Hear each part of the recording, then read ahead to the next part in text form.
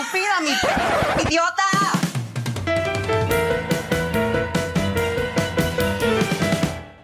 Hola, les damos la bienvenida a un nuevo episodio de Estúpida Mi Podcast, un podcast de diversidades sexuales y la cultura pop. Mi nombre es Esteban y hoy estamos haciendo un episodio especial. Ya como notarán, estoy hablando solo. Va a ser un mini episodio por varias razones, mini por corto y mini por la cantidad de personas que estamos involucradas en esta producción. Estamos haciendo un episodio especial por el mes del Pride y lo estamos haciendo gracias a la persona que tengo invitada hoy, que es alguien muy especial, Ever Fuentes, del podcast Let's Fucking Go. Ever tuvo la amabilidad de invitarnos a hacer una colaboración para hablar de cómics, que es el tema de su podcast. Vayan, explórenlo, está muy chévere. Tiene temas muy interesantes de la cultura geek sobre cómics. También por ahí alguna colaboración con nuestras queridas chicas de Cheesy hablando sobre nuestra telenovela favorita, Pasión de Dragones o House of the Dragon. Entonces sí, vayan, chequéenlo. Y sí, entonces estamos hablando hoy sobre diversidad sexual en los cómics y este mes de junio se estrenó una película muy especial, esperada por muchas personas del mundo geek, que fue Spider-Man Across the Spider-Verse. Y vamos a hablar un poco del personaje de Spider-Man, algo sobre la controversia que ha surgido últimamente, sobre si hay alguna alegoría o representación trans con el personaje de Gwen, y de algunas cositas más interesantes por ahí en el camino. Entonces, pues primero quiero darle la bienvenida a Evert para que te presentes y darte de nuevo las gracias por invitarnos a colaborar. Hola Esteban, muchas gracias a ti por tenerme también acá, por aceptar mi invitación en mi podcast y nada, un saludo a toda tu audiencia y listo para hablar de este tema que salió como un poco de la nada. Creo que de pronto como que habían rumores, pero cuando salió la película fue que se confirmó como ciertas como teorías que tenían los fans y tal. Entonces nada, muy emocionado de estar aquí hablando de esta película que me encantó un montón y que pues nada, quisiera empezar ya. Listo, sí, pues empecemos. Como notarán, estoy yo solito de parte de Las Estúpidas porque pues como ya les anunciamos estamos de vacaciones. Nosotros estamos en receso y ya retomaremos nuestras actividades en un futuro, pero no queríamos dejar pasar el mes del orgullo sin hacer algún mini especial. Entonces sí, pues empecemos inicialmente con impresiones iniciales. No sé, pues ya me dijiste que la adoraste. Cuéntame un poquito más, expláyate, qué te gustó, qué no te gustó y ya ahorita después más adelante ahondamos. Ok, sin entrar mucho en spoilers, me encantó la película, creo que por lo que más nos gusta a todos, y es por el aspecto visual. Es una película animada que revoluciona mucho de lo que se tiene por concepto en una película animada. Normalmente el género animado se tiene como esa noción de que es para niños y se tiene como un poco en desdén, que es algo que directores de cine animado han estado como trabajando para que obviamente no se tenga esa noción.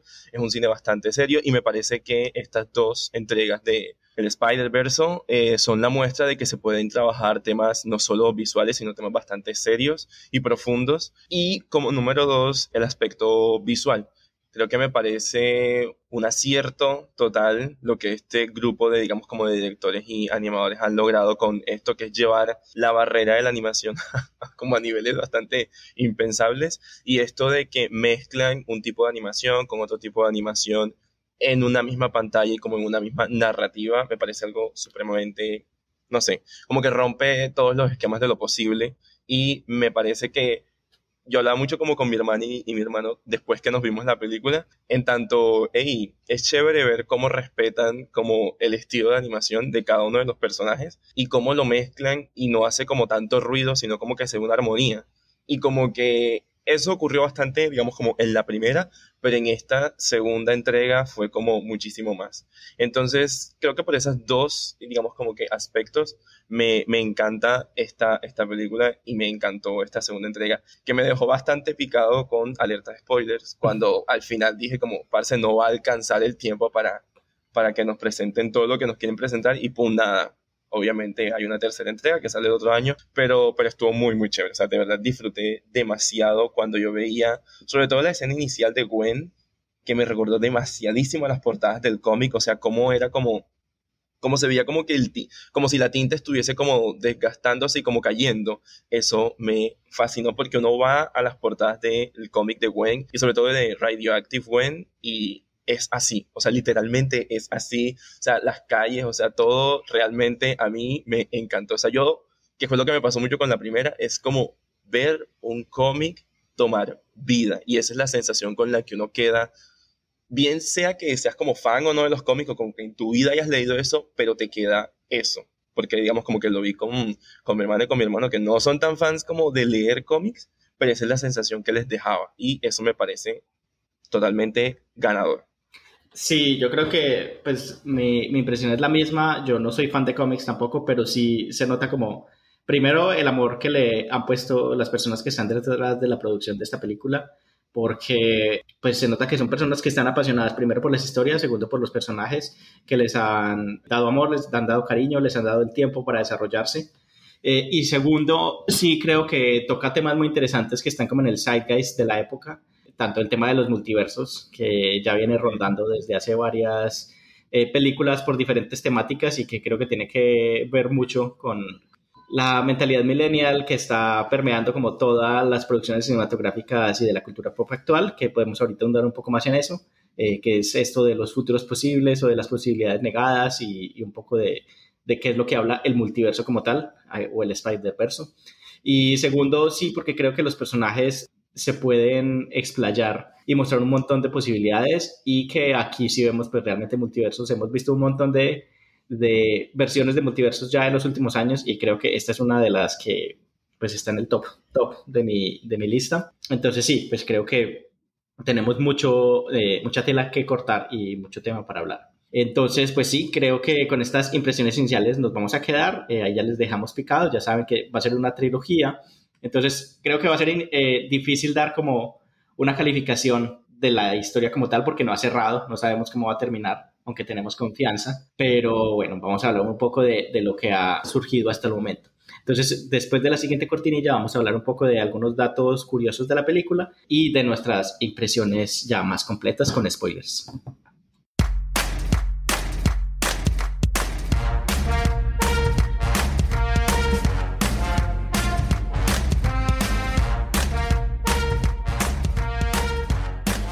Bueno, entonces Spider-Man Across the Spider-Verse, como ya saben, es la segunda parte de una trilogía, que ahora sabemos que va a ser una trilogía que inició en 2018 con Spider-Man Into the Spider-Verse, que cuenta la historia de Miles Morales, que es otra versión de Spider-Man, que ahorita Ever nos contará un poco también cómo surge el personaje de Miles y de pronto el backlash que hubo en su momento, si lo hubo o no lo hubo, si This is not my Spider-Man, si Peter Parker is my Spider-Man. Y luego un poco abrir como eso de todos podemos ser Spider-Man, qué significa Spider-Man y cuál es la alegoría que quiere dar Spider-Man desde los cómics. Esta es la película animada estadounidense más larga hasta el momento. Antes era una película de 2012 llamada Consuming Spirits. La película dura 2 horas 20 minutos o 140 minutos. La producción terminó 13 días antes de que se estrenara en Estados Unidos. O sea, estuvieron trabajando a toda marcha. Ese es otro dato que hasta hace poco me di cuenta que parece que hubo un poco de crunching al final de la película, como explotación laboral pues para poder terminar los detalles, que creo que eso es un tema de la industria de la animación y de los videojuegos que de pronto va a tocar ponerle más atención en el futuro, explotación laboral. Pero sí, pues es el equipo de una película de animación más grande también. 1,000 personas trabajaron en ellas en muchas locaciones. Hubo 240 personajes y tuvo lugar en 6 universos en la película. Como ya saben, cada universo tuvo una personalidad propia. Si cambiábamos de universos, se sentía completamente que tenía una personalidad, unas lógicas, unas reglas diferentes, y todo esto tiene que ver con diferentes equipos de animación que le estaban dando su estilo propio. La animación, hay una parte, ya estamos hablando con spoilers, hay una parte que es en el universo Lego, que por cierto Lego es una empresa de Dinamarca, donde estamos nosotros ahora. Esta parte fue animada por un muchacho de 14 años que fue contratado por los productores de la película luego de que él subiera una versión del tráiler de la película en Lego, pues como en versión Lego, y pues gracias a esto descubrieron el talento de este muchacho y ya ahí estuvo haciendo parte de la película. Entonces me parece como un dato curioso del verdadero quien pudiera. Y yo creo que ya esos son mis datos curiosos con Esteban, y ya nos podemos como empezar a meter un poquito más a fondo con la película. Antes de empezar a hablar de la maricada como tal, quisiera, Ever, que tú como experto en cómics que tenemos aquí, que nos cuentes un poquito de la historia de Spider-Man, cómo surge, y haciendo un poquito la conexión a nuestra colaboración en la otra parte sobre X-Men, los mutantes, que hicimos en el podcast de Let's Fucking Go. Por cierto, vayan a escucharlo luego de terminar está muy bueno. Ahí vamos entonces, no nada, experto en cómics, me voy a quedar con ese título, ya, no me importa. No, Miles Morales, los orígenes de él son en los cómics, él nace no necesariamente en el universo original o el universo canon, que es el universo 616, sino que nace en el universo 1999. Ese es el título, que es el universo Ultimate. Ok. So, es una línea que sacó Marvel, que era como la línea, entre comillas, como la versión línea adulta, donde podían hacer bastantes cosas que de pronto no se permitían hacer en el canon original. Entonces, de ahí, desde sus inicios, como que Miles está bastante inmiscuido con esta parte de los universos posibles que vos hablabas hace un momento. Entonces, eso por un lado. En el 2011, que es cuando sale el primer número de Miles Morales, dentro del universo, digamos, como Ultimate, sí recibió bastante como backlash de una, porque la historia sí es bastante como ocurre en la primera, es decir, muere Peter Parker, como el Peter Parker que todos conocemos, y producto de esto, pues de una araña muerde a Miles y él se vuelve como el nuevo Spider-Man. Pero en tanto es diferente porque no es un hombre blanco, no es un adolescente blanco, es un adolescente afroamericano, digamos que tiene como ascendencia latina, o sea, tiene como varios intersecciones, o sea, como está atravesado por toda una interseccionalidad bastante interesante que para la época fue rompedora. Estamos hablando de 2011, estamos hablando de un punto en el cual mayoritariamente los escritores eran hombres blancos y de hecho el escritor que lo origina es Brian Michael Bendis, que es un hombre blanco, poquito polémico, pero que le ha dado mucho a Marvel como tal. Entonces, cuando crea eso, las cartas de odio que reciben son un montón. Hace poquitito yo vi como literalmente, al final de todos los cómics, la última página se la dedican a las cartas de los fans. Y, maricas, de los 10 comentarios que podían haber, 7 eran de odio, 7 eran de este no es mi Spider-Man, que acaban de hacer, acaban de terminar con todo el lore, qué les pasa, a quién se creen, ustedes pueden tener los derechos, pero esto no es su, o sea, como muy, muy fuerte, y había una o dos, muy, muy probablemente, que eran como de agradecimiento en tanto, hey, muchísimas gracias por tomarse este gran riesgo, por tomarse este gran salto, porque me veo representado en el personaje de Miles y ya quiero ver qué es lo que van a tener con él más adelante. Veo a mi familia aquí, veo a mi mamá, veo a mi papá, o sea, muy bonito, y eran como uno o dos comentarios del montón que habían de odio. Entonces, eso me parece como full interesante y me parece totalmente como, no sé, bonito en tanto ha pasado poco más de 10 años y estamos hoy con este personaje en el cine, siendo uno de los personajes como más amados por, no sé, el mundo en general y la cultura pop, porque realmente sí que se ha tomado Miles Morales como el amor de todos los fans y los que no son fans también. Entonces, eso de decir con respecto a Miles y con respecto al temita que vamos a hablar ahora, de siempre, digamos, como que cuando hay un gran cambio, cuando hay un gran salto que se da como un poco al vacío, como este leap of faith que toma él en la primera película, siempre va a haber como fuerzas retardatarias, pero tengamos como la plena seguridad que después de todo eso, lo que sigue es como bastante mejor, como que todo puede mejorar siempre. Entonces, eso es algo como lo cual el personaje mismo de Spider-Man, como que en su ser y en su personaje como tal, como que representa el hecho de podemos caernos, pero siempre hay que levantarse.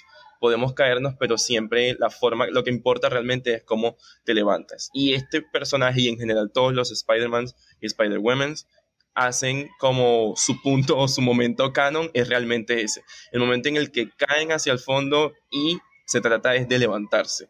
Entonces eso a mí me encanta realmente como con el personaje y es lo mismo que pasa como con Peter, o sea, Peter Parker desde sus orígenes, por ahí en el 40 y puya, cuando es el primer número. Realmente era eso, de un gran poder lleva una gran responsabilidad y miras a ver cómo lo haces, que es como digamos, como que se lleva a un nuevo nivel cuando toca esta idea de la responsabilidad con un gran poder, los multiversos, porque entonces son todos esos, lo que vos decías hace un momento, como esos futuros posibles de, tienes este gran poder, ¿qué vas a hacer? Realmente te vas a volver el héroe, te vas a volver el villano, un antihéroe, ¿qué pretendes hacer como con todo esto? Entonces, esas son como un poco como mis impresiones con respecto al personaje de Miles y esto que ha ocurrido, y quisiera de pronto como escucharte a ti, digamos, desde la parte de ser no fan, sino como alguien que está ingresando a la película y digamos, como que a este multiverso que nos están presentando. ¿Cómo te pareció el personaje en la uno y ahora acá, digamos, como en la 2, esa evolución que de pronto pudimos ver de un niño como un poco inseguro a este chico que lo va a dar todo por salvar a su familia y a su padre en este caso?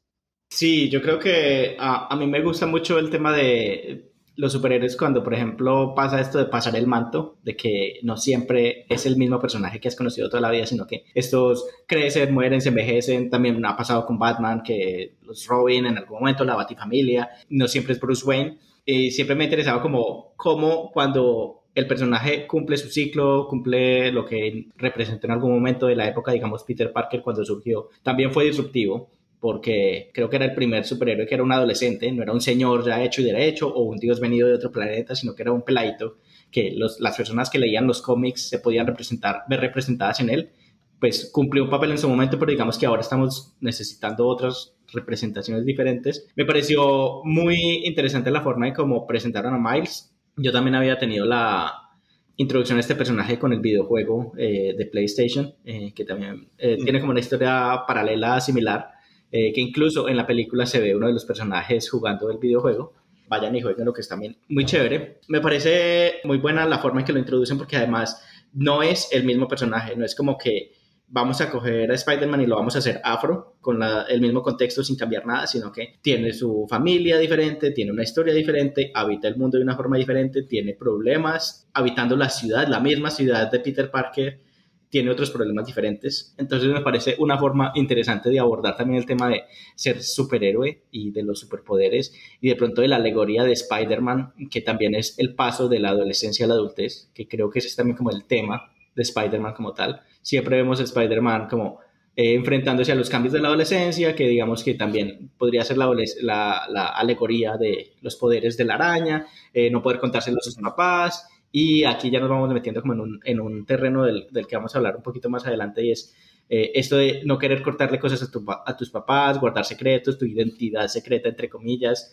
Pues también es una experiencia que, digamos, estar en el closet es similar a eso. Entonces sí, pues creo que el personaje de Miles es un personaje bastante entrañable, creo que le han dado un buen desarrollo, y su relación con los otros Spider-Man también es como de familias encontradas, como no puedo hablar de esto con otras personas, pero estas otras personas que son iguales a mí, tienen eventos canónicos iguales a mí, esos eventos canónicos que son en general tragedia, con eso sí tengo de pronto una tara, y es por qué el evento canónico tiene que ser una tragedia, una pérdida, porque el crecer tiene que ser desde la tragedia, si no puede ser como desde otros momentos o lugares diferentes. Esa es como la única crítica que le tendría al personaje de Spider-Man. Y de pronto ahorita podemos hablar del tema de los eventos canónicos, qué tanto o qué tan canónico es un evento o no, qué es lo que hace que un Spider-Man sea Spider-Man o no.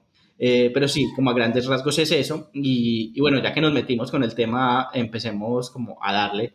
Y es el tema de la alegoría del closet. ¿Tú cómo lo ves? ¿Aplica, no aplica? ¿Es leer muy entre líneas?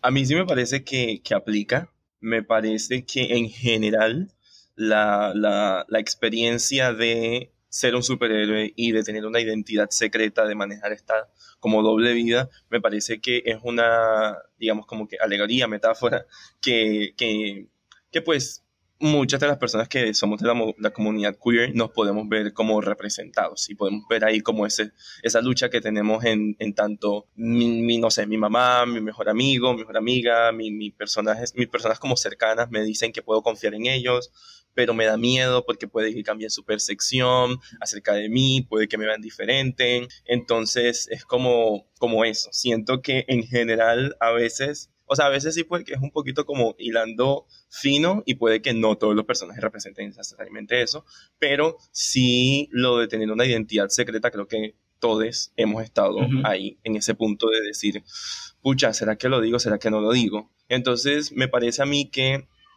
para muchas personas que no son de la comunidad, puede que este tema que estemos nosotros tocando les parezca como muy loco. Sí, sí, o sea, como que, pero eso no es, o sea, es que Spider-Man es heterosexual, que no sé qué. Y no es tanto, no va por eso, no va por el hecho de que sea explícito, el que te lo digan, Spider-Man es gay ahora. No necesariamente es eso. Porque me parece a mí que eso es como lo chévere de la escritura y de estas historias, y es que una vez el texto sale, ¿verdad? O la película sale, ya pierde un poco el autor o los autores o les autores como poder sobre eso, y ya es la audiencia la que va a tomar partido aquí a decidir cómo lo ven, cómo se ven representadas las audiencias digamos como que en estos espacios. Entonces sí, lo de la identidad secreta me parece que en algunos casos puede ser visto como que, listo, estamos como dentro del closet.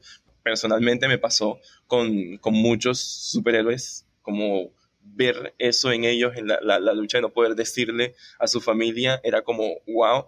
Pero yo voy a decir aquí un disclaimer bien grande. Spider-Man no es de mis personajes favoritos, o sea, no es como que yo activamente lea cómics de Spider-Man, porque no es así. Hay uno que otro que sí estoy leyendo. Sin embargo, me parece que lo que hicieron con Across the Spider-Verse, de hablar de estos eventos canónicos, me voló la cabeza. Yo me vi la película 2 veces, y la primera vez que me vi la película yo quedé, yo, Dios mío, no puede ser, no me lo hagan, no me lo están haciendo. O sea, realmente el hecho de, o sea, estuvieron a punto de romper la cuarta pared, pero no lo hicieron porque los personajes nunca nos hablaron a nosotros como audiencia, pero el hecho de que ellos sean conscientes de que hay ciertas cosas que sí o sí tienen que pasar en el desarrollo de sus personajes me parece una putería. O sea, me parece una vaina que me reventó como la cabeza, y me pareció impresionante. Y más aún, y aquí voy a hablar de Gwen, me voy a adelantar, no me importa, el hecho de que Gwen fuese, digamos, como que se diese cuenta de cuál era su evento canónico, qué era lo que iba a ocurrir,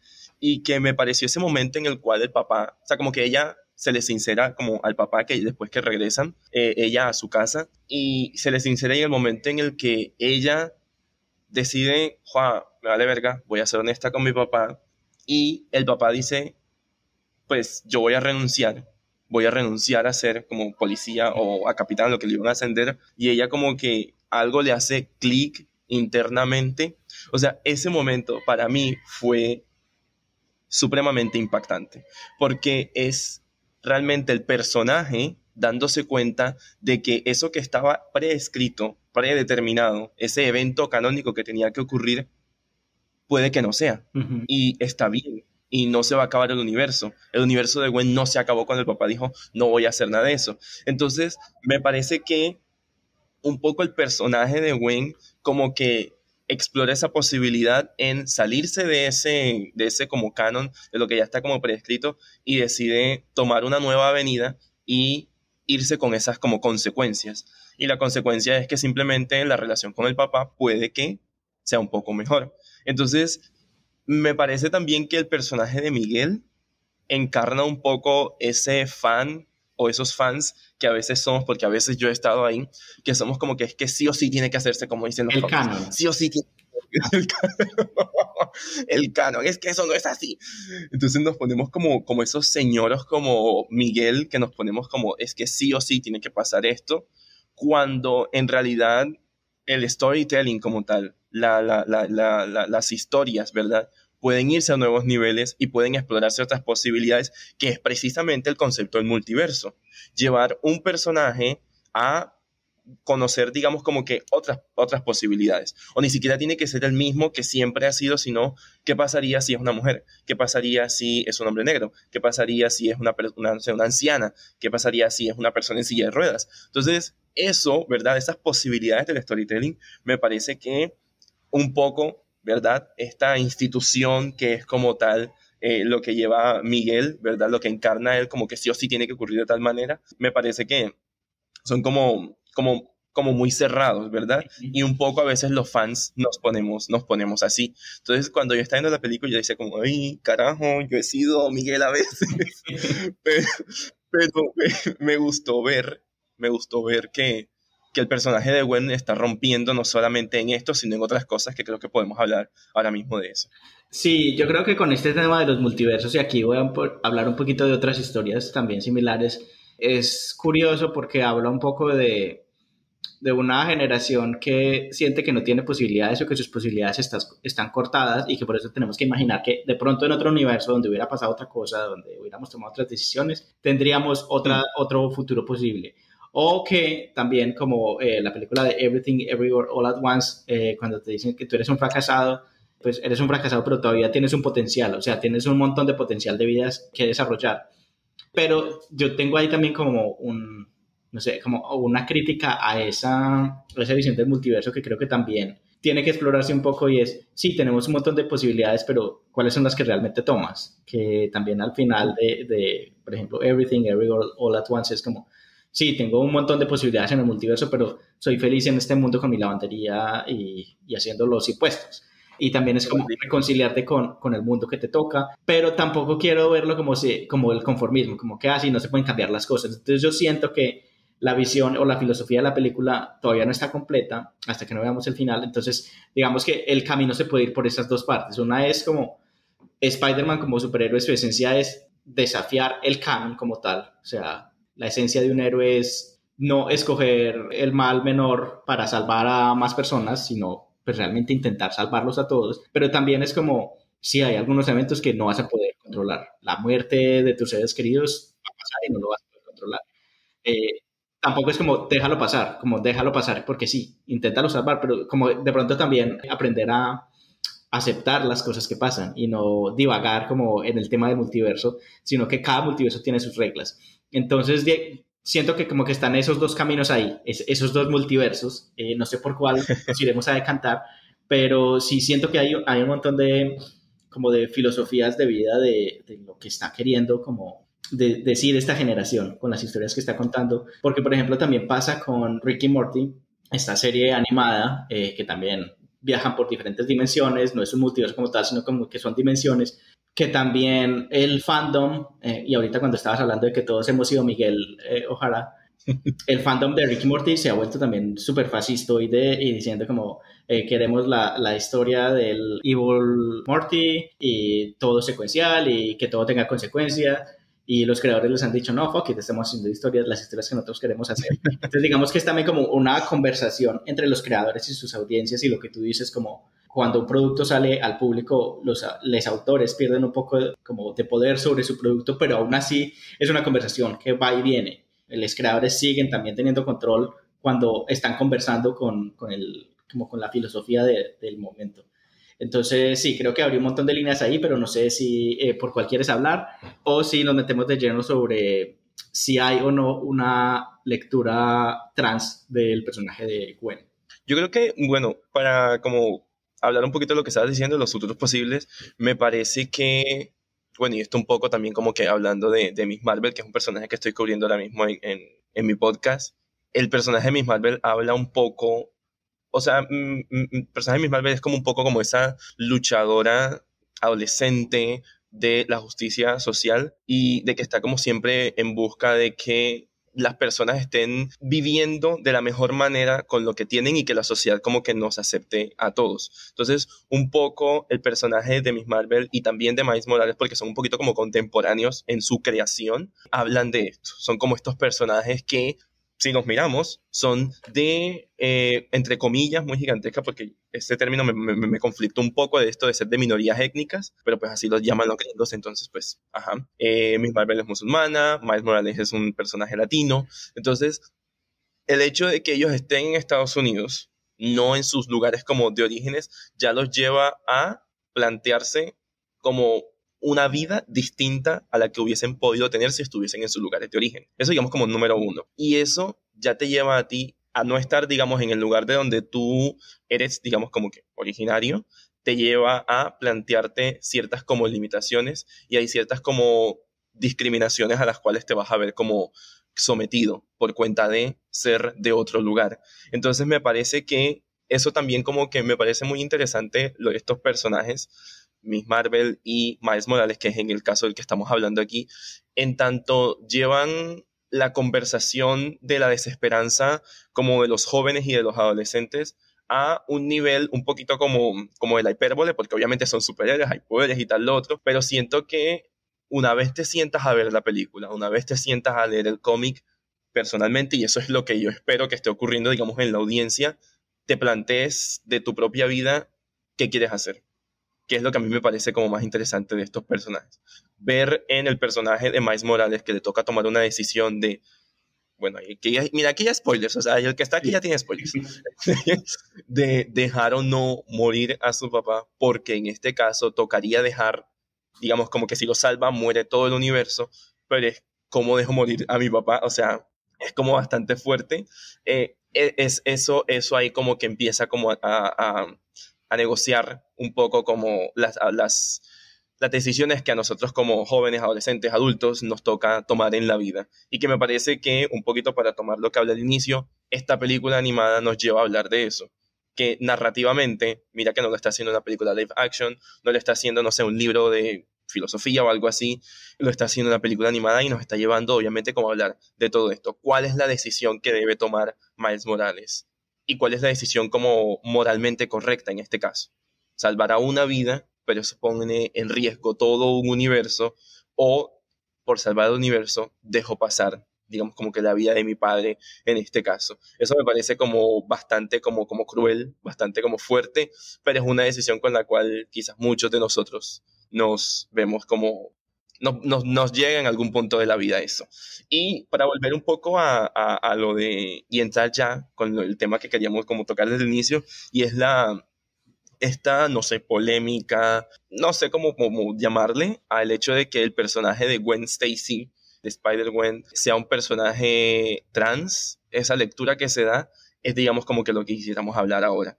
Y todo se da porque en el cuarto de Gwen y en muchas, digamos, como de las chaquetas que ella tenía y de pronto también con el papá, hay muchas cosas que dicen como Trans Lives Matter o como la vida de los niños trans importa o protejan a los chicos trans. Entonces eso fue como lo que llamó full la atención. La primera vez que yo lo vi me pareció, oh my God, o sea, me pareció impresionante. Yo no lo vi necesariamente como que Gwen fuese el personaje trans, pero yo lo vi más como que, ok, una aliada, y me pareció como un mensaje bonito con respecto, digamos, de la película a algo que se está viendo en Estados Unidos y en el mundo en general, que es como toda esta, carajo, ola retardataria de fascismo y de leyes en contra de las personas trans como tal, que está ocurriendo y es algo que está full ahora mismo, como que es un tema reciente, ¿verdad? Entonces, me pareció eso a mí como muy, muy interesante. Luego que salgo de la película, empecé como a leer y cuando estaba como en la preparación del podcast ustedes me lo dijeron y yo quedé como que,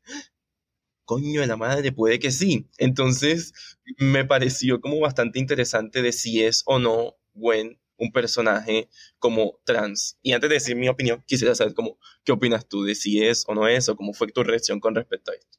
Sí, para mí también creo que fue similar porque cuando vi la película yo también noté los pines y como los detallitos y yo dije, pues no, full aliade, amamos a Gwen, pues no vi ningún problema con eso. Y también lo pensé un poco por lo que mencionabas de el momento político que está atravesando Estados Unidos, como digamos, los productores sabemos que son aliados, entonces quisieron hacer un statement y pusieron estos pequeños detalles para que quienes los quisieran ver los leyeran.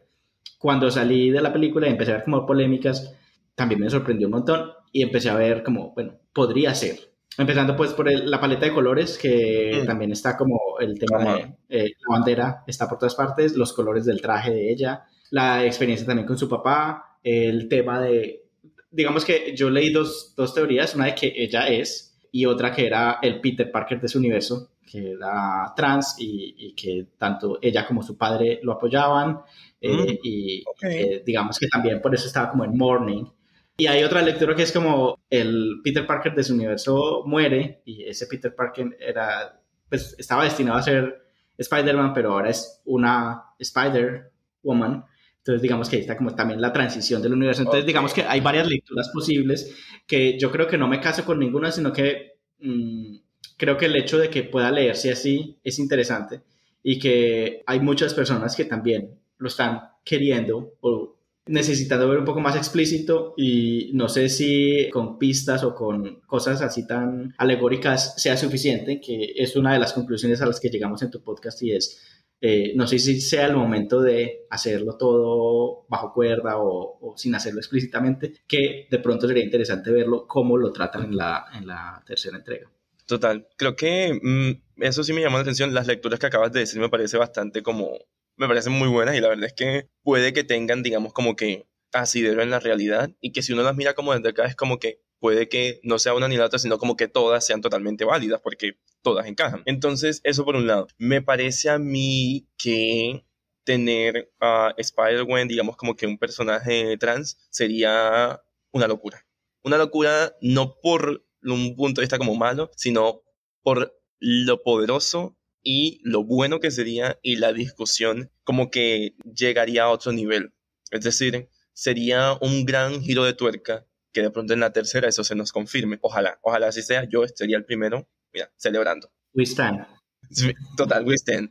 Pero me parece que aún así, si no es así, si el personaje de Gwen no es el personaje, digamos, como tal, sino que simplemente ella, aliade, #aliade, me parece que la lectura que le está dando la audiencia, con eso es suficiente. Es decir, no me parece a mí que tenga que de pronto como que confirmarse más allá. Me parece que si para un grupo, ¿verdad?, poblacional, el personaje de Gwen con todas, digamos, como que la paleta de colores, la conversación con su papá, el struggle que tiene al decirle sí o no, me parece que eso es como suficiente porque precisamente son estas audiencias las que toman ese personaje como propio y como que encuentran un poco de apoyo, un poco de luz en medio de tanta mierda que es este universo en el que nos tocó vivir con este personaje. Entonces me parece que un poco así como lo hablamos en el podcast que hablamos de los X-Men en mi podcast, me parece que la representación está ahí y que si alguien lo leyó de esa manera y si para alguien resonó de esa manera,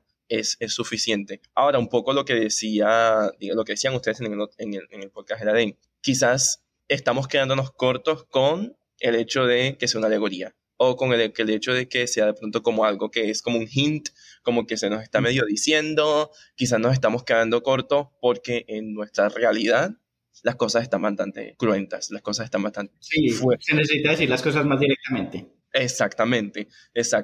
Entonces, sí, quizás como sociedad, hace rato pasamos el punto de las alegorías, hace rato pasamos el punto de las metáforas, y creo que estamos para decir las cosas con nombre propio, porque hay poder en mencionar las cosas por su nombre. Me parece que cuando uno llama las cosas por su nombre, 1, lo enuncias, 2, le das poder en la realidad, y 3, permites que se siga desarrollando. Entonces, eso me parece súper interesante. Ojalá sea así, pero que me parece que, o sea, incluso si nunca nos lo dicen, es como que no lo necesitamos, porque ya el personaje para muchas personas es trans y vale. O sea, la paleta de colores me parece que es como lo más impresionante, es decir, todo el tiempo estos colores, ¿verdad? El blanco, el rosa, el azulito pálido, como alrededor del universo de ella y como que en el universo de ella esos son los colores más presentes. No jodas, o sea, qué pena, pero, o sea, para mí es.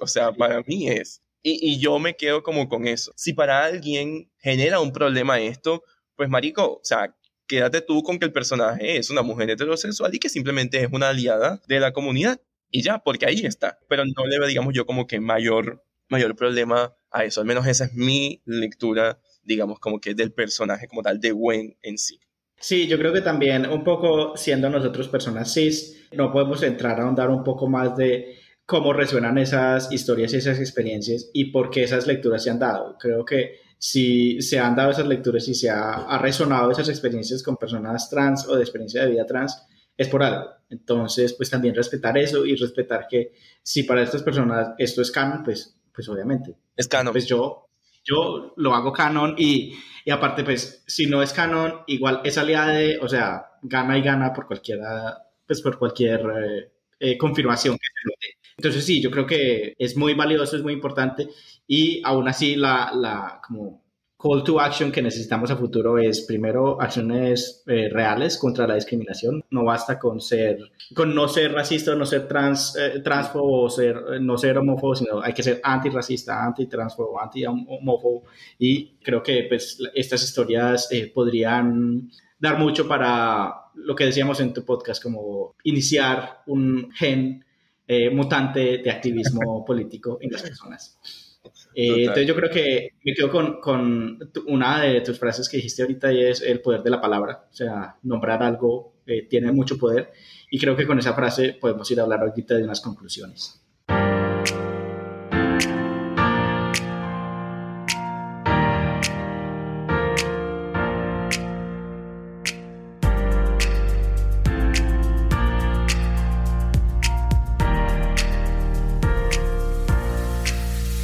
Y bueno, ya para cerrar este mini episodio especial de Orgullo LGBTIQ+, vamos a hablar de algunas conclusiones que nos deja el Spider-Verso.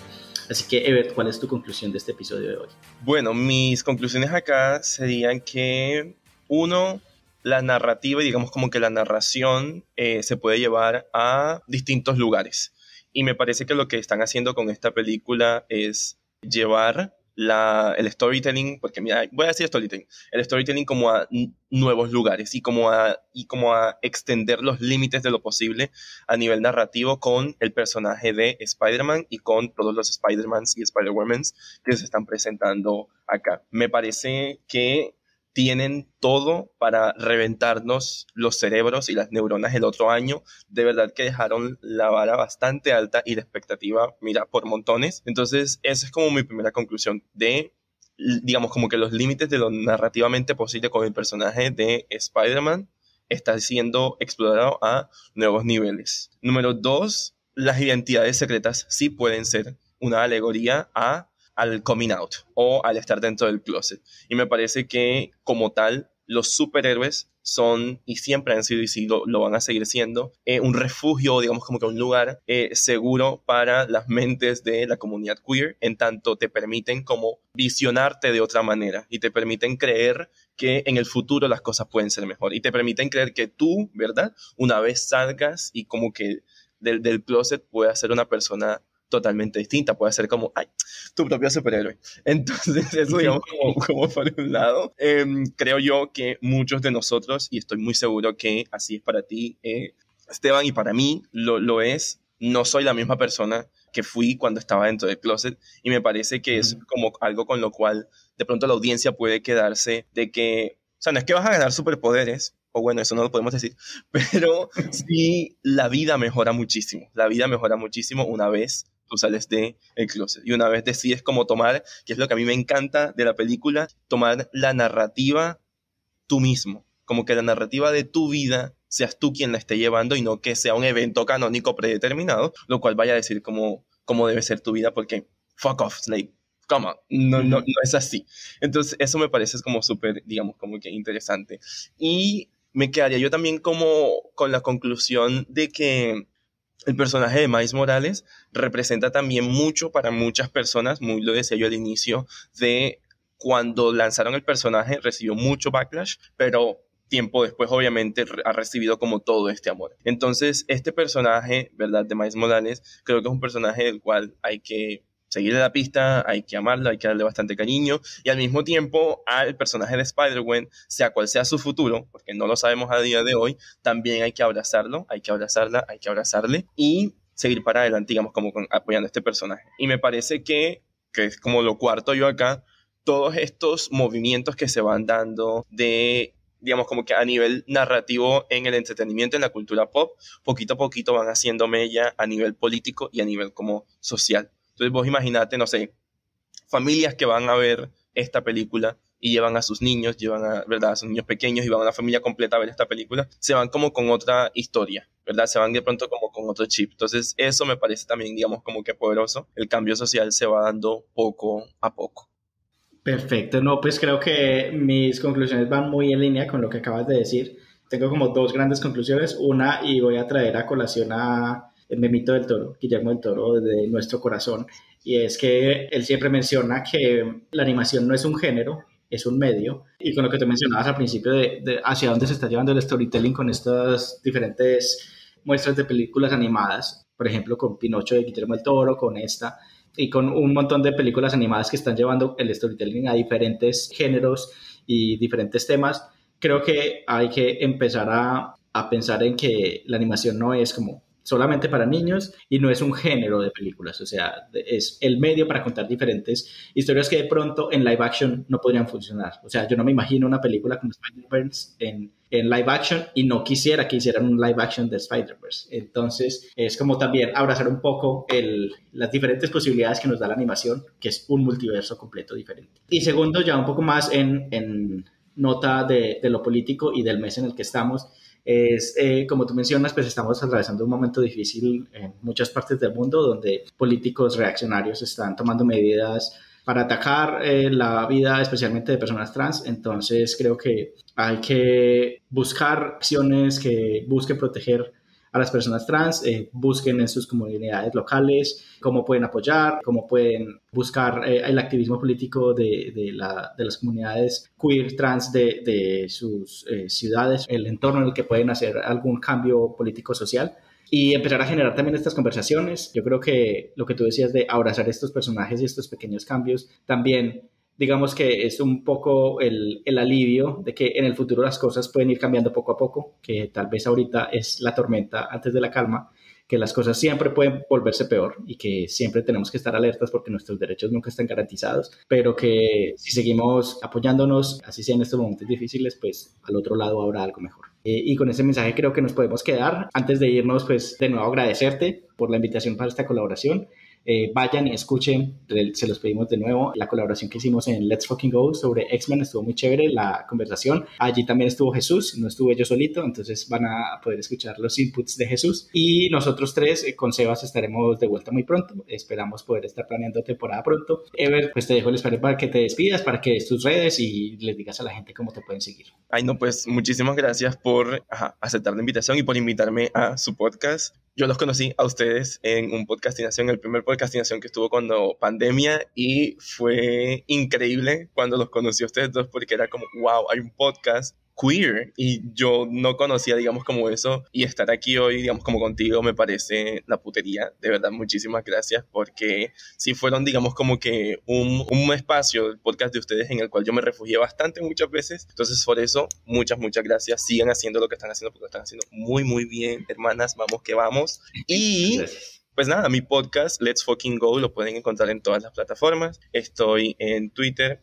personalmente me encuentran como @fuentesKOD, y el podcast lo encuentran como @letsf_GoPod. Estoy hablando de cómics, de películas, de series, pero más que nada me centro como que en hablar de cómics, porque eso es como mi pasión, entonces pues lo van a encontrar ahí. Hablo de otras cositas, pero mainly comics. So, there's that.